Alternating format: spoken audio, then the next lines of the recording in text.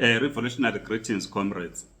News just coming in is that the Supreme Court in Zimbabwe has upheld the decision or the judgment of the High Court, which barred Saviour Kasukuwere from contesting as a presidential candidate in Zimbabwe. This puts to rest his ambitions of becoming president of the Republic of Zimbabwe.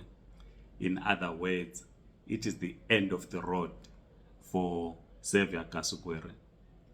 The Supreme Court says his case lacks merits. It has been thrown out.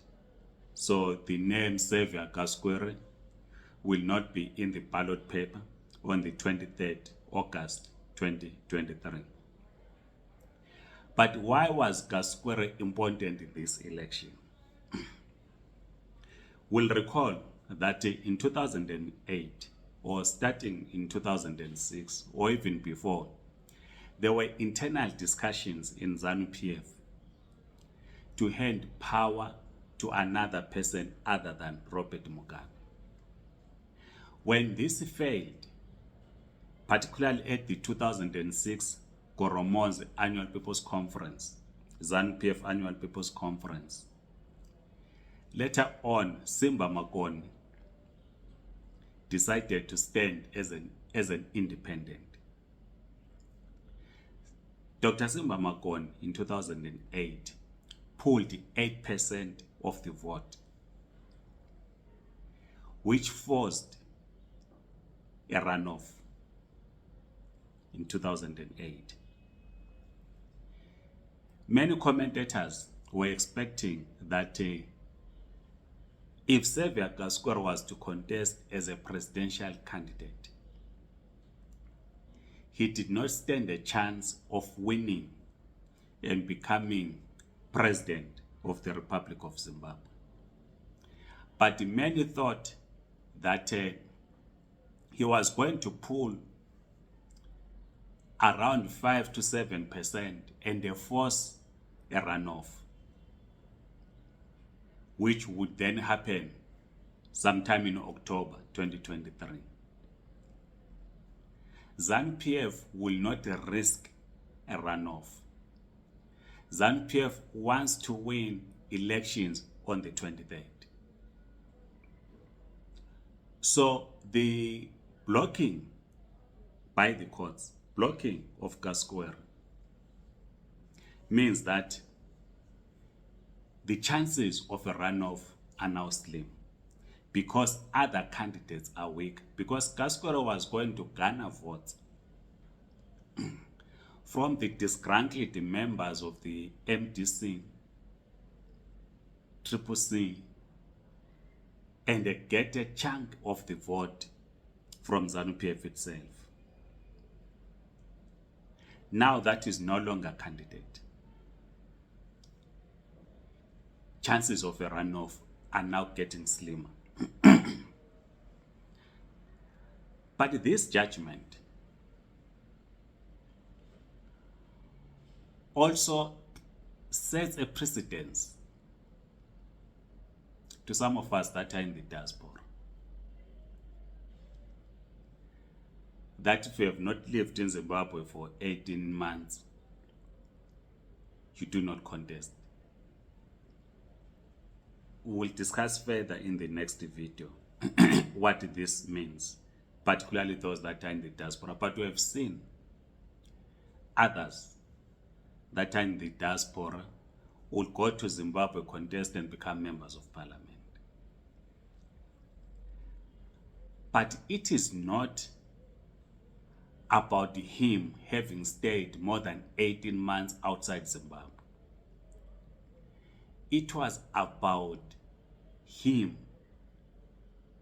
eating into the support base of ZANU-PF and forcing a runoff, which ZANU-PF does not like.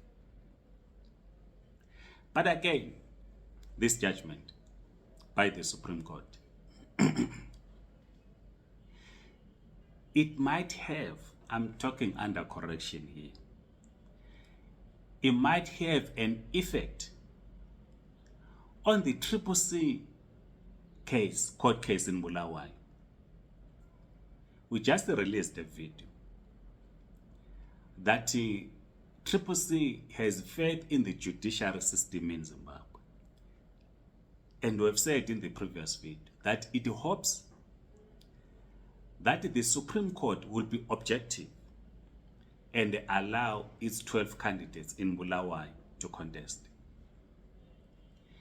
Because the argument, as we understand, is that the High Court has no jurisdiction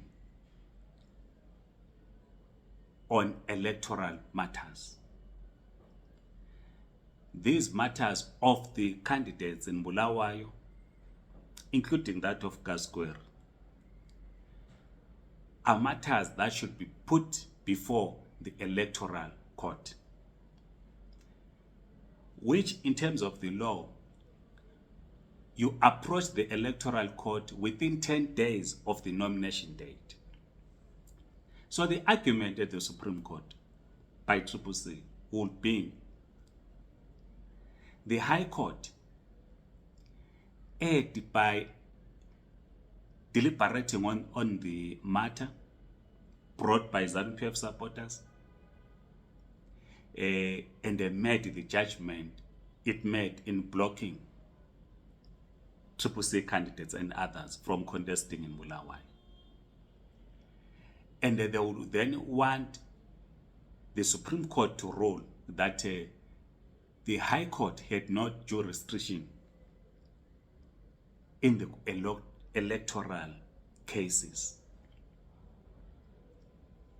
Now, this morning, the Supreme Court has set a precedence that indeed, if my understanding is correct, that indeed the High Court has a jurisdiction because it has thrown out the Saviour Kasukuwere court case. We said in the previous video that the Supreme Court, in terms of the timetable, it has to go on recess on the 29th of July 2023, meaning that Triple C have only hours to file their papers. But there's another legal argument that is being advanced by others, that the High Court judge, Judge Ndlovu, who wrote the judgment, who did not actually read the judgment, but who wrote the judgment, has to give, in simple terms, permission. I'm not using legal terminology. Permission for Triple C to approach the Supreme Court. In other words, or in the legal terminology, approve the stay of execution. In other words, as we were discussing the issue of permits in South Africa, Zimbabwe exemption permits, is that the court that delivered the judgment must grant a stay of appeal to anyone who does not agree with the judgment. And others are arguing that Judge Ndlovu should then grant that stay of execution. But you are told that Judge Ndlovu is sick. This is why he did not deliver the judgment.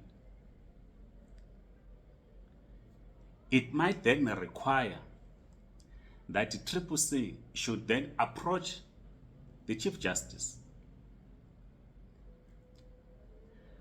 for the Chief Justice to allocate another judge to grant them a stay of execution if Judge Ndlovu is still not well. As I'm saying, these are legal arguments. Let's hear your views on your understanding of this matter. But Saviour Kasukuwere's bid to become President of the Republic of Zimbabwe has collapsed. what are the lessons for Triple C who are approaching the courts to have their candidates allowed to contest on the 23rd of August 2023. Please write in the comment section. I am Ngabuto Nicholas Mabena. Like this video, kindly subscribe to this YouTube channel. If you are on TikTok, please follow us. Amandla Comrades.